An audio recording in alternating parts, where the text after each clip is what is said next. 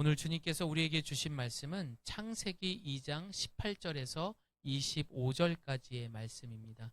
우리 함께 한 목소리로 읽어보도록 하겠습니다. 한 목소리로 25절까지 읽습니다. 여호와 하나님이 시작. 여호와 하나님이 이르시되 사람이 혼자 사는 것이 좋지 아니하니 내가 그를 위하여 돕는 배필을 지으리라 하시니라. 여호와 하나님이 흙으로 각종 들짐승과 공중의 각종 새를 지으시고 아담이 그에게로 이끌어 가시니 아담이 각 생물을 부르는 것이 곧 그 이름이 되었더라. 아담이 이 모든 가축과 공중의 새와 들의 모든 짐승에게 이름을 주니라. 아담이 돕는 배필이 없으므로 여호와 하나님이 아담을 깊이 잠들게 하시니 잠들매 그가 갈빗대 하나를 취하고 살로 대신 채우시고 여호와 하나님이 아담에게 취하신 그 갈빗대로 여자를 만드시고 그를 아담에게로 이끌어 오시니 아담이 이르되 이는 내 뼈 중에 뼈요 살 중에 살이라. 이것을 남자에게 취하였은즉 여자라 부르리라 하니라. 이러므로 남자가 부모를 떠나 그의 아내와 합하여 둘이 한 몸을 이룰지로다. 아담과 그의 아내 두 사람이 벌거벗었으나 부끄러워하지 아니하리라. 아멘.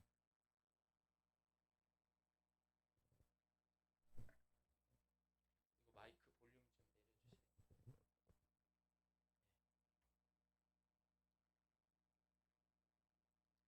한 주간 여러분 잘 지내셨습니까?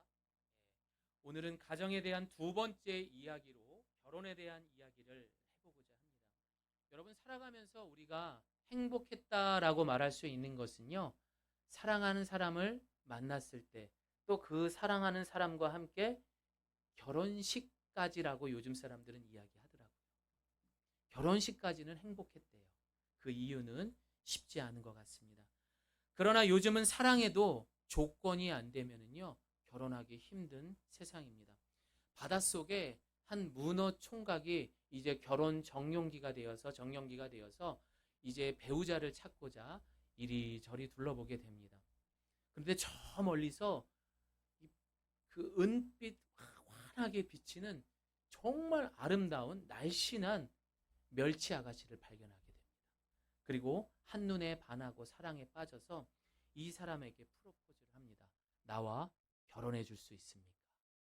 그리고 둘은 이제 멸치 아가씨 집에 찾아가서 인사를 드리게 됩니다. 아버님, 저는 아버님의 딸 멸치양을 사랑합니다. 저에게 결혼을 허락해 주십시오. 그러자 이 말을 들은 멸치 부모님은 깜짝 놀라면서 지금 무슨 소리를 하고 있는 거냐? 우리 집이 얼마나 뼈대가 있는 가문인데 너처럼 뼈대 없는 집안에 시집 보낼 수 없다라고 이야기를 했습니다. 문어는 뼈가 없죠, 여러분. 이걸 이해를 하셨죠, 여러분? 아, 예. 요즘 시대에는요, 결혼하기가 쉽지 않습니다. 경제적 능력, 학벌도 봅니다. 또 건강 상태도 보고요. 외모는 뭐 말할 것도 없습니다. 그리고 지금 우리가 이야기했던 것처럼 뼈대 있는 집안이냐, 집안까지 보는 그런 세상 속에 우리는 결혼에 대한 많은 조건에 대한 부담, 또한 그 조건 때문에 사실상 결혼을 포기하는 많은 젊은 사람들을 보게 됩니다. 그러나 이런 모습은요, 죄송하지만 결혼의 목적에 대해서 잘 알지 못하는 사람들의 이유다라는 것입니다. 그런데 이 모든 어려운 상황을 극복했음에도 불구하고, 그렇게 결혼했음에도 불구하고 이들은 행복하지 않습니다. 얼마 되지 않아서 헤어지게 되고 또한 나누어지게 되고 언제 헤어질지 모르기 때문에 혼인신고조차도 하지 않는다고 합니다. 오늘 이 시간 결혼을 하신 분들도 그렇고요. 하지 않은 분들도 그렇고요. 사실상 오늘 이 이야기는 결혼을 통해서 이루어진 가정에 대한 모든 사람들이 함께 공감하고 우리가 한 번 정도는 생각해 봐야 하는 그런 5월에 딱 맞는 주제입니다. 그래서 이 시간 주신 말씀들을 우리가 잘 생각하면서 오늘 결혼에서 가정까지 성경의 놀라운 그 비밀을 통해서 우리 모두가 은혜 받는 시간이 되기를 소망합니다. 자, 그렇다면 왜 하나님은 우리에게 결혼을 만드셨을까요? 첫 번째입니다. 인간의 자체는 하나님께서 창조하셨을 때 심히 아름다웠다라고 말을 했어요. 그렇습니다. 그냥 두고 봤을 때는 문제없지만 이들을 통하여서 사회를 만들고 공동체를 만나 보면은 부족하다라는 거죠. 혼자서 할 수 없기 때문에 하나님께서는 이 결혼을 만드시고 그리고 가정을 이루시게 된 겁니다. 하나님께서는 성경에 결혼을 하는 남녀에게 그래서 서로 돕는 자가 되어라 라고 말씀하셨습니다. 창세기 2장 18절 말씀 함께 읽습니다. 시작. 여호와 하나님께서 말씀하셨습니다. 사람이 혼자 있는 것이 좋지 않으니 내가 그에게 알맞는 돕는 사람을 만들어 주겠다. 적어도 신앙생활을 한다면 한 번 정도 들어보신 말 중에 하나 따라해 봅니다. 돕는 배필. 네, 이 돕는 배필이란 말을 들었을 겁니다. 그래서 신앙생활하는 사람들은 싸울 때도 이 돕는 배필 가지고 싸워요. 아니, 주님이 돕는 배필이라고 당신을 만나게 했는데 왜 나를 돕지 않느냐라고 이야기하는 경우가 있습니다. 자, 그러나 여러분, 여기서 말하는 돕는 배필의 돕다라는 히브리어는 에제르라는 단어를 쓰게 됩니다. 그런데 이 단어는요, 어떤 뜻이 있느냐면은 사람보다는 하나님께서 주로 사용하는 단어라는 것입니다. 시편 54편 4절 말씀 함께 읽습니다. 시작. 하나님은 나를 돕는 이시며 낮은 위치에서 누군가를 어렵게 도와주는 것을 말하는 게 아니에요. 도와준다음에도 뭐 하나 있나? 라는 마음으로 해서 돕는 그런 돕는 게 아니라 내가 왕의 입장으로서 내가 훨씬 더 그 사람을 낮은 사람으로 생각하면서 긍휼의 마음으로 돕는 것을 에제르라는 단어를 쓰게 되는 겁니다. 그래서 이 돕는 배필에 있어서 나의 배우자를 도울 때는요, 어떻게 해요? 왕의 신분으로 긍휼의 마음으로 그 사람을 도울 때 돕는 배필이다라는 말로 해석할 수가 있습니다. 물론 그 한 사람 한 사람은 존귀하다라고 이야기를 했습니다. 하지만 그 공동체에 있어서는 우리는 완전하지 않기 때문에 그래서 하나님은 오늘 성경에서 말하는 돕는 배필, 그래서 결혼을 만드시고 가정을 이루시게 되는 것입니다. 그러나 하나님은 여자를 창조하기 전에 아담에게 오늘 하신 일이 있습니다. 창세기 2장 19절 말씀입니다. 시작. 그래서 여호와 하나님께서 흙으로 온갖 들짐승들과 공중의 온갖 새들을 다 빚으시고 그것들을 아담에게로 데려오셔서 그가 어떻게 이름을 짓는지 보셨습니다. 아담이 각 생물을 무엇이라 부르든지 그것이 그의 이름이 됐습니다. 성경에서는 그 대상에게 이름을 붙인다라는 뜻은 내가 그 대상을 향해서 다스리겠다, 통치하겠다. 내가 앞으로 이 대상을 놓고 관심 있게 보겠다. 내가 이 사람을 사랑하기 때문에 이름을 붙이겠다라는 의미가 담겨져 있는 겁니다. 다시 말해서 아담이 하와에게 이름을 붙여준 것처럼 또한 부모가 자녀에게 이름을 붙여준 것처럼 그 관계가 굳건해지면서 이제 아버지가 아들에게 말합니다. 이제 내가 너를 먹여주고 너를 키우고 너를 끝까지 책임지겠다 라는 그런 대상에게만 이름을 붙여주는 거예요. 그러니 여러분 나중에 아직 자녀가 없는 분들이 자녀에게 생기게 된다면 이름 잘 지어주시기를 바랍니다. 그 이름을 붙여줄 때는 그만큼 그 자녀에 대한 모든 것들을 내가 책임지겠다라는 거예요. 괜히 돼지, 소 이렇게 아담이 이름을 붙여준 게 아니에요. 관찰했던 거예요. 그리고 이 대상이 어디에 잘 사용될 건지 또 내가 어떻게 다스릴 건지 그것을 다 생각하면서 하나님을 다시 말해서 하나님을 대신해서 그것을 통치하는 입장에서 이름을 붙여주게 된 것입니다. 그러나 하나님 보시기에 아담의 능력만으로는 부족했다라고 해서 돕는 배필을 주시게 된 것입니다. 왜 그렇습니까, 여러분? 하나님께서 이 모든 것을 창조하셨을 때는 암수를 다 주셨어요. 그렇죠? 그래서 아담으로부터 돕는 배필을 내어주신 것입니다. 그렇게 이렇게 사람은 다른 사람의 도움으로 온전하게 역할을 하게 만들어졌는데, 그런데 이 아무것도 문제가 되지 않는 세상에 문제가 하나 생겼습니다. 바로 그 문제가 죄가 들어온 거예요. 사람과 사이에 함께 역할을 해가는 것에 드디어 문제가 생긴 것입니다. 창세기 3장 11절에서 12절 우리말 성경으로 읽어봅니다. 시작. 하나님께서 말씀하셨습니다. 누가 내게 네가 벌거벗었다라는 것을 말해 주었느냐? 내가 먹지 말라고 내게 명령한 그 나무의 열매를 네가 먹었느냐? 아담이 말했습니다. 하나님께서 함께하라고 제게 주신 그 여자가 그 나무 열매를 제게 주어진 제가 먹었습니다. 사실 남자와 여자는 서로 부족한 점들을 돕는 대상으로 창조하셨다라고 말했습니다.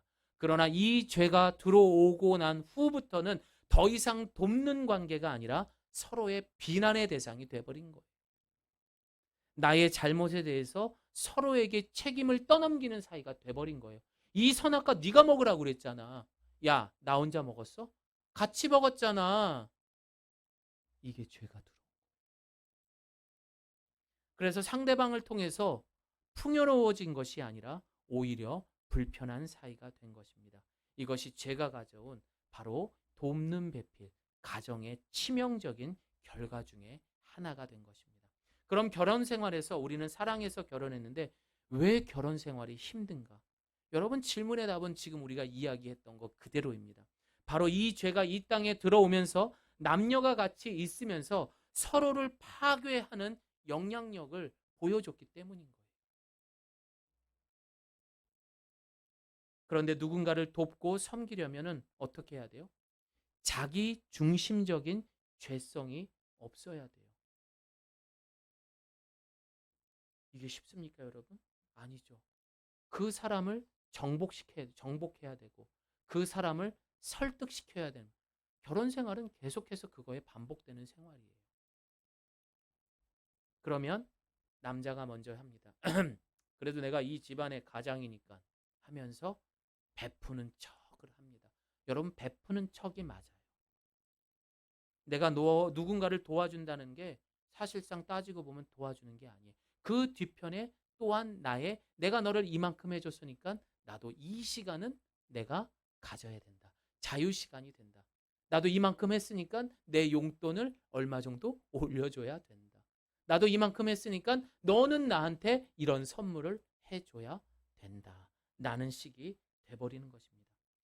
여러분, 이것을 다른 말로 하면은요, 이거는 섬기고 사랑하는, 돕는다는 이야기가 아니라 조종하거나 이용한다라고 말하는 거예요. 이렇듯 사랑했지만 우리 사랑이 가지고 있는 이 죄성으로 인해서 부부관계도 알고 보면 서로 이용하며 변질되어 버린 그런 가정으로 전락돼 버린 겁니다. 결혼의 시작은 기혼자이든 미혼자이든 여러분들이 배우자를 찾을 때 어떤 기준으로 배우자를 찾는가에 따라서 우리는 알 수 있습니다. 여자들은 그 배우자를 만날 때 첫 번째, 물론 두 사람 공통적으로 뭘 보죠? 얼굴을 보면서 이 사람 어떻겠다라는 생각을 하실 거예요. 하지만 그 다음에 보는 그 조건은 이 사람이 나를 얼마큼 사랑해 줄 수 있는가? 경제적으로 어떤 능력을 가지고 내가 좀 편안하게 살 수 있는가? 과연 우리 엄마 아빠를 얼마만큼 잘 모시고 잘 이렇게 섬겨드릴 수 있는가? 뭐 여자분들이라면 이런 거 생각할 수 있겠죠. 남자들은 어떨까요? 이 사람이 나를 얼마나 존중해주고 인정해줄 수 있는 여자인가? 또한 자신이 그동안 기다렸던 그런 기다림의 상대인가? 뭐 여러 가지 조건들을 또 남자들은 따지게 되겠죠. 다시 말해, 남자와 여자나 찾을 때 그 상대에게 돕고 세워주고 내가 어떤 필요를 채워줄 수 있을까라는 것을 생각해 보기보다는 내가 지금까지 살아가면서 이 사람이 나에게 어떤 조건으로 채워줄 수 있는가, 이것을 생각하는 것이 우리의 결혼의 조건들이었다라는 거예요. 가만히 한번 생각해 보십시오. 이것저것 따졌잖아요. 계산했잖아요. 아니, 그 전에, 결혼하기 전에 내가 만났던 이성 친구들에게도 사실상 바랬던 것들이, 아니 어쩌면 그때가 더 순수했을지 모릅니다. 그러나 여러분, 결혼을 우리가 만약 더 빨리 할 수 있었고 더 아름다운 결혼 생활을 할 수 있는 방법은 바꾸어서 생각해 보면 할 수 있었던 거예요.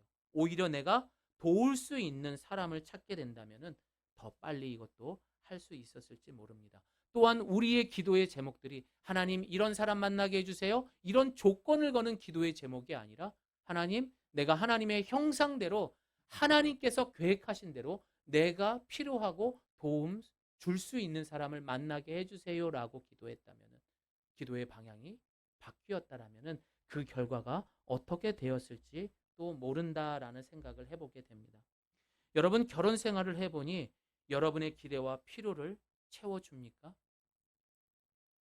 그 가정이 정말 여러분에게 안식과 그런 기쁨이 매일같이 이루어지고 있습니까? 어쩌면은 정말 옛날에는 정말 작은 소리로 자기야 한번 하고 부르면은 나를 불렀어? 하면서 냉큼 뛰어갔던 그 사람이 어느 날부턴가 하루 종일 소파에 누워서 리모컨만 돌리고 있습니다. 그 순간 내 마음에 드는 건 뭐예요? 당장이라도 그 리모컨 던지고 싶죠. 아유, 저 원수, 저 왼수놈. 그래서 언제부턴가 그 호칭들이 바뀐다면서요. 자기야, 여보, 그러다 나중에 이제 말년 때는 인간으로 바뀐다고. 그러나 여러분 정말 이 사람들이 변한 건가요? 아니요. 여러분 죄송하지만 원래 그 모습이 원래 그 모습으로 이제 돌아온 거예요. 원래 그 모습이었다. 결혼하기 전에는 아직 관계가 깊숙한 관계가 이루어지지 않았기 때문에 그 사람이 나의 사람으로 얻으려고 그 목적을 위해서 봉사하고 빨리빨리 산 거예요. 결국 본성이 돌아온 것입니다. 저를 따라합니다. 이것이 사람의 현실이다. 이것이 사람의 현실이에요. 간혹 그래서 살아봐야 한다는 말씀을 하시는 분들도 있어요.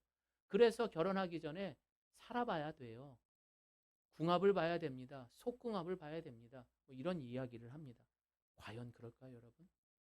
내가 그렇게 했다고 한번 쳐봅시다. 그러면 그 사람에게 무엇만 늘어날까요? 조건만 늘어납니다. 이 사람하고 이렇게 결혼하기 전에 살아봤더니 이런 게 좋았는데 저 사람하고 또 살아봤더니 결국 한 번, 두 번, 세 번 그렇게 해서 마지막 결혼하는 사람은 그 사람 그거 부담스러워서 어떻게 결혼합니까? 나에게 성적 쾌감에 대한 조건을 만나고 또 만나고 또 만나고 그럼 마지막에 그 쾌감을 만족시켜 줄 수 있는 사람은 어떤 사람을 만나야 될까요? 즉 인간이라는 존재가 다른 사람을 위해 살 수 있는 능력을 상실했다. 자기중심적 존재다라는 것을 우리에게 정확히 말해주는 현실의 이야기인 것입니다. 이것이 어느 가정이나 다 가지고 있어요. 왜요? 아담으로부터 내려온 죄이기 때문이에요.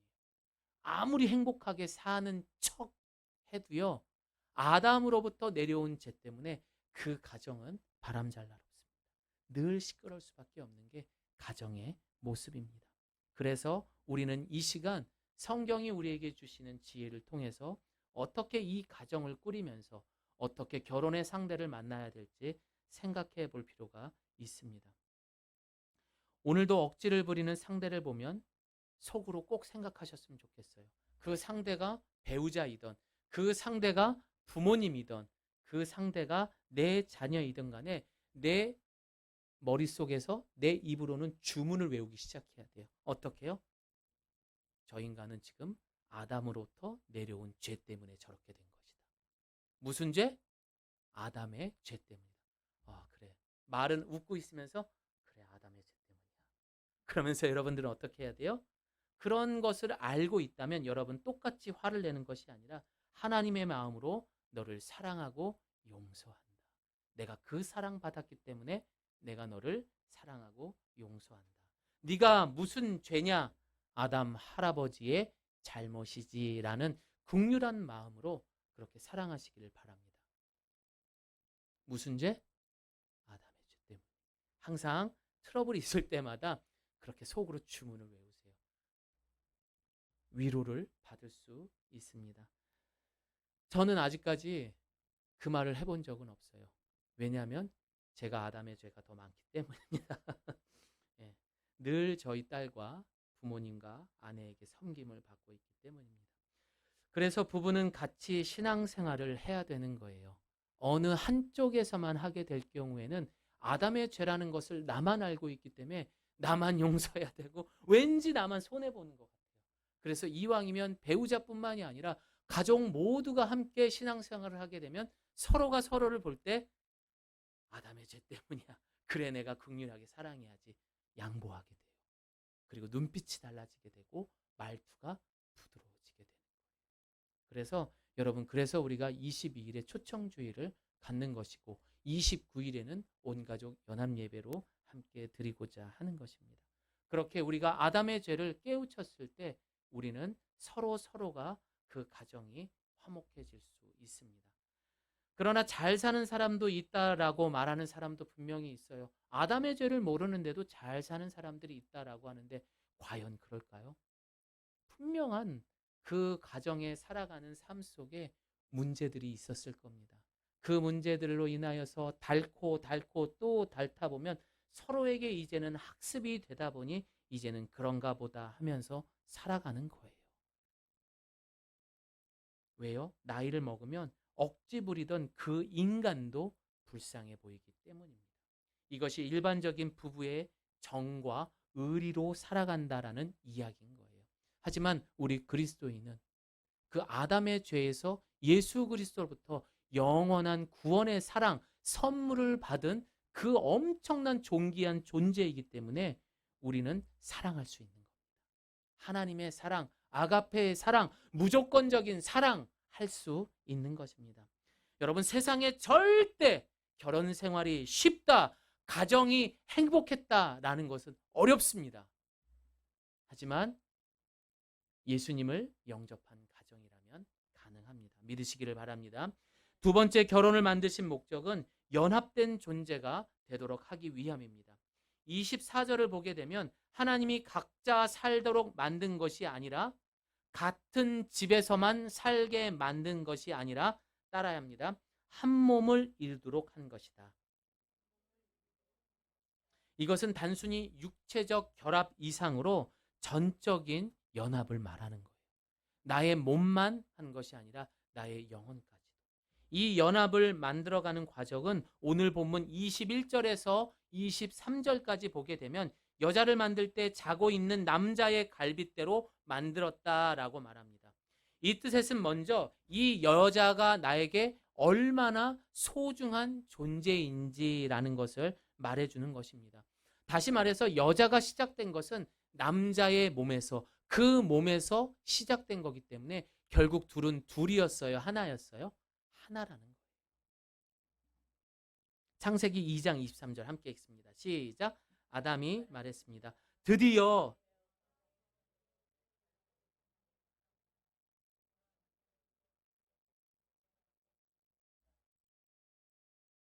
저를 따라해 봅니다. 내 뼈 가운데 뼈요.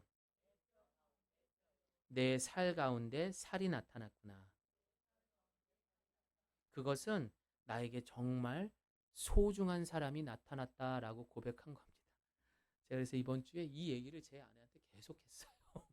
왜냐하면 제가 이 자리에서 좀 떳떳하게 한번 설교를 해보려고 그렇게 했었습니다. 여러분도 사랑하는 배우자에게 그렇게 이야기를 하길 바랍니다. 과연 내 뼈 중에 뼈요, 살 중에 살이라는 말은 무슨 말일까요? 자, 예를 들어 보겠습니다. 여러분, 손가락에 있는 뼈가 중요해요? 아니면 뇌를 감싸고 있는 머리의 뼈가 중요해요? 머리뼈가 더 중요해요. 내 뼈 중에 뼈라는 거예요. 그만큼 더 소중하다. 여러분, 여기 손등에 있는 살이 중요해요? 아니면 내 심장의 살이 더 중요해요? 그렇죠. 어떤 게 더 중요한지 아시겠죠? 바로 그 고백인 거예요. 오, 나는 저 하늘에 있는 별을 따다주고 달을 따다주고, 말도 안 되는 이런 이야기 하지 마시고요. 당신은 내 뼈 중에 뼈요, 내 살 중에 살이라는 이 말 한마디면은 다 넘어옵니다. 아, 제가 이런 얘기하면 안 되나요? 다시 말해서 여러분, 이런 고백과 고백을 받는 사람이 돼야 돼요. 연주자매, 알겠어요? 제일 우리 중에 젊은 청년이 돼서 이야기하는 거예요. 이 말은 그만큼 내 상대가 가치 있게 여기는 것에서 이 사랑이 시작되는 거다라는 의미인 것입니다. 그 가치를 느껴서 사랑을 표현하는 대표적인 그 장소가 바로 이 예배의 자리인 거예요. 여러분, 이 자리에 모인 이유가 무엇입니까? 이 시간은 하나님을 향한 그 사랑하는 행위의 시간인 겁니다. 비록 보이지 않는 그 하나님, 손잡을 수 없는 그 하나님을 향한 우리가 이 시간 내 찬송과 기도와 이 예배에 참석하기 위한 시간과 물질과 내 건강까지 바쳐서 이 시간에 그것을 다 드러내는 시간이라는 거죠. 세상을 살아가는 사람들은 시간과 돈을 중요하게 여기고 자기 관심을 중요하게 여깁니다. 하지만 이 시간에 모인 사람만큼은 그 모든 것들을 내던져 버리고 예수 그리스도로 인하여 나를 구원받은 사람으로, 구별된 사람으로 만들어주신 그 마음에 대한 온전한 사랑의 행위의 자리가 바로 예배의 자리라는 것입니다. 껴안을 수 없는 하나님에 대해서 내가 이 자리에 마음껏 손을 들고 찬양할 수도 있고, 손잡을 수 없지만 내가 눈물로써 그 마음을 다해서 예배를 드리는 그런 행위의 자리, 사랑의 표현의 자리, 가장 가치 있는 자리가 예배의 자리인 거예요. 그래서 이 예배 시간은 절대 빼먹으면 안 되는 것입니다. 목숨 걸고 예배의 자리를 사모하시기를 바랍니다. 이 자리를 통해 받고 내가 얼마나 또한 하나님의 큰 사랑을 받고 있는 자임도 그것을 확인할 수 있는 자리라는 것. 이것이 바로 가치 있는 자리, 그 자리가 예배의 자리인 거예요. 자, 얘기가 잠시 다른 이야기로 했는데, 이처럼 아담은 하와를 가치 있고 내 존재보다 상대방의 존재가 더 중요하다라고 고백한 것입니다. 그러나 이 모든 것이 죄로 인해서 다 깨져버린 거예요. 아유, 있으면 있고 말면 말고. 네가 잘못했잖아. 다시 말해 인간이 하나님처럼 되고자 하는 자기중심적인 그 죄성 때문입니다. 죄의 속성은 모든 관계를 깨트려 버립니다. 결혼을 해서 배우자뿐만이 아니라 부모님과의 관계, 자녀와의 관계, 그리고 더 나아가서는 이웃과 성도의 관계까지도 깨어버리게 됩니다. 결국 상대를 나랑 경쟁하는 존재, 내 말을 들어야 하는 존재, 내가 너보다 위에 있다라는 그런 대상으로 네가 복종시켜야 하기에 잔소리를 내고 화를 내야 되는 존재로 바뀌게 된 것입니다. 그러나 여러분, 그렇게 생각하는 나의 상대도 죽기까지 나의 말에 복종하기 싫다라는 것을 기억해야 돼요. 왜? 그들도 아담의 죄로 똑같은 마음을 가지고 있다라는 겁니다. 여러분, 1년에요. 부부 사이에 서로 죽이는 커플이 100커플 이상씩. 얼마나 믿고 싫었으면 부부끼리 칼로 사람을 찌르고 죽인대요. 그런데 그 부부들의 특징을 보면은요, 평상시에 행복하게 지내는 집들이었대요. 그러나 그것들을 이야기하지 않고 표현하지 않고 참고 누르고 또 누르고 살다 보니 그 아담의 죄가 눈덩이처럼 불어나면서 그런 무서운 일들이 벌어졌다라는 것입니다.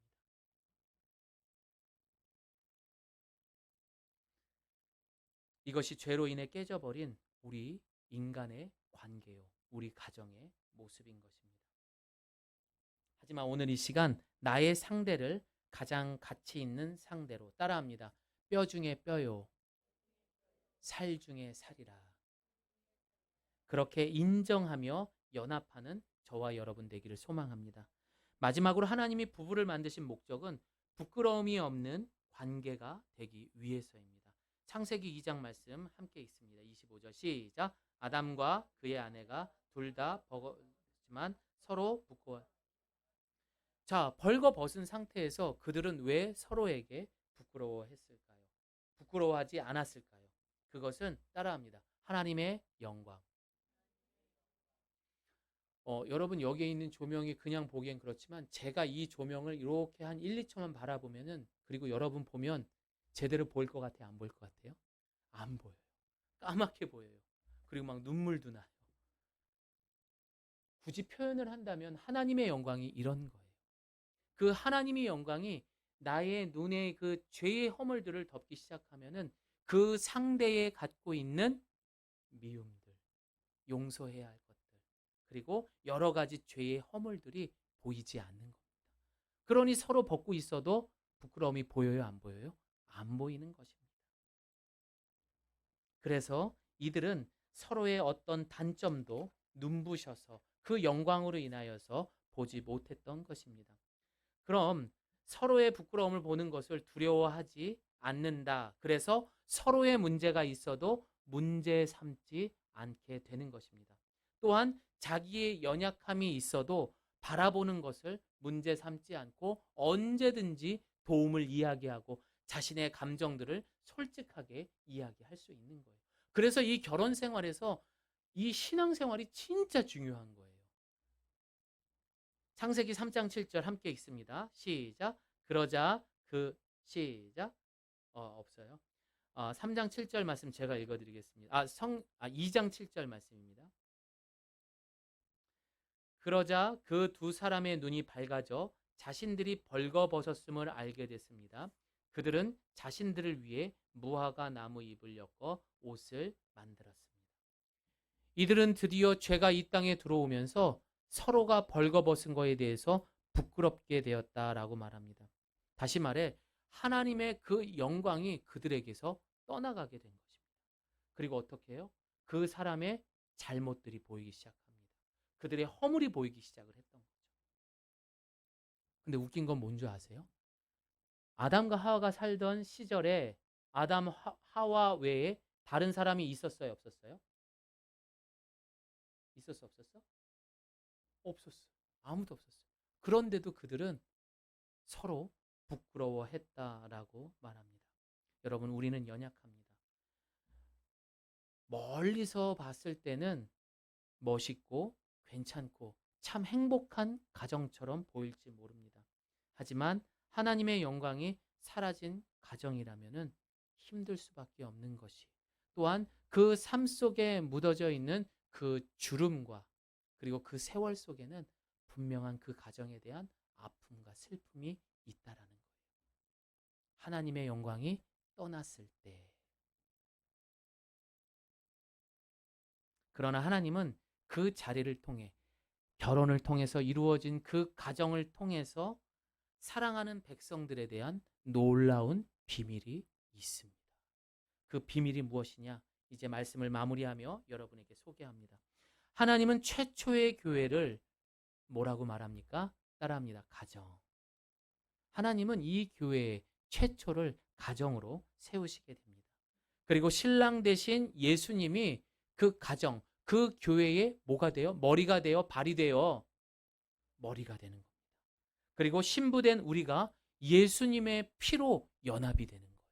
사도행전 20장 28절을 보게 되면은 피로 사신 교회라고 말해요. 지금 이 자리에 앉아 계신 남자분들도 예수의 피로 우리는 예수님의 신부가 되는 겁니다. 그리고 신랑 대신 예수님과 연합이 되어서 우리를 교회 또는 성도라고 부르게 되는 것이고, 이것이 곧 우리의 가정인 거예요. 그러나 하나님께서는 이 가정, 최초의 이 교회를 흠이 없게 하시기 위해서 어떻게 하라고 합니까? 에베소서 5장 22절 말씀 함께 읽습니다. 아내분들 잘 들어보세요. 시작. 아내들이여 남편에게 복종하기를 주께 순종하듯 하십시오.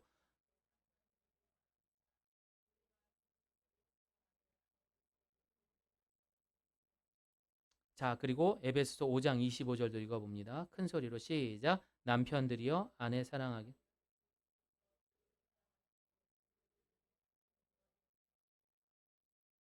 자, 여러분, 이게 쉬운 과제일까요? 자기 남편에게 죽게 복종하듯 순종을 하래요. 어휴, 어렵습니다. 아내 사랑하기를 그리스도께서 교회를 사랑하시고 교회를 위해 자신을 내어주신 것 같이 하래요. 목숨 바치라는 거예요. 남자분들 그렇게 할 수 있어요? 우리 이국 성도님. 지켜보겠습니다. 할 수 있을 겁니다. 그러나 여러분 쉽지 않아요. 쉽지 않다라는 거죠. 정말 어려운 과제입니다.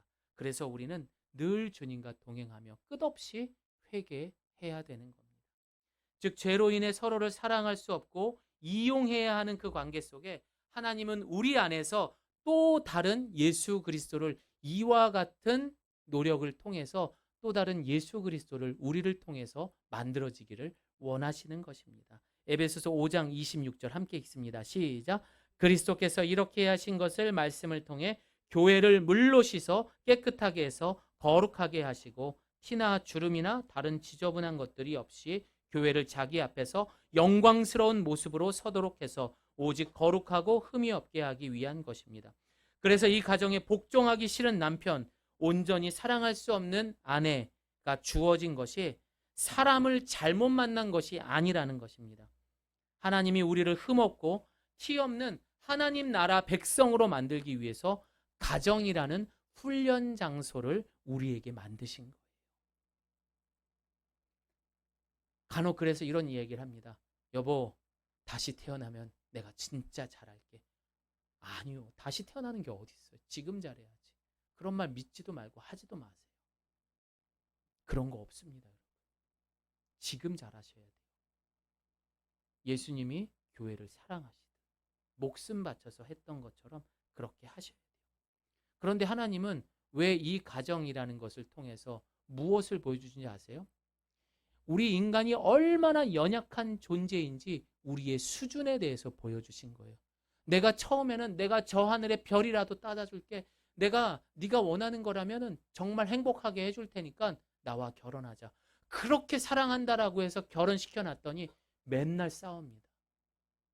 사랑하는 사람들과 내가 우리 부모님을 위해서 뭐든지 할 것 같고 내 자녀들을 위해서라면은 희생에 희생까지 할 수 있을 거라고 그렇게 사랑한다라고 말하면서 가정 안에서 여러분 그렇게 살아갑니까? 이 말은 무엇입니까? 결국 우리의 사랑의 수준을 보여주고 있는 거예요. 그런 수준 가지고 여러분들 하늘나라 갈 수 있을 것 같아요? 쉽지 않을 겁니다. 그래서 하나님께서는 우리의 모습을 현실적으로 보여주기 위해서 사랑하는 사람을 만들게 하시고 그 가정을 만드신 거예요. 그리고 그 가정 속에서 훈련하시고 결국에는 우리를 어디로? 하늘나라 백성으로 만들기 위한 훈련의 장소가 어디다? 가정인 거예요. 그것이 바로 오늘 우리가 에베소서 말씀을 읽은 것처럼 31절에 32절 읽어봅니다. 시작. 이러므로 사람이 부모를 떠나 그의 아내와 연합해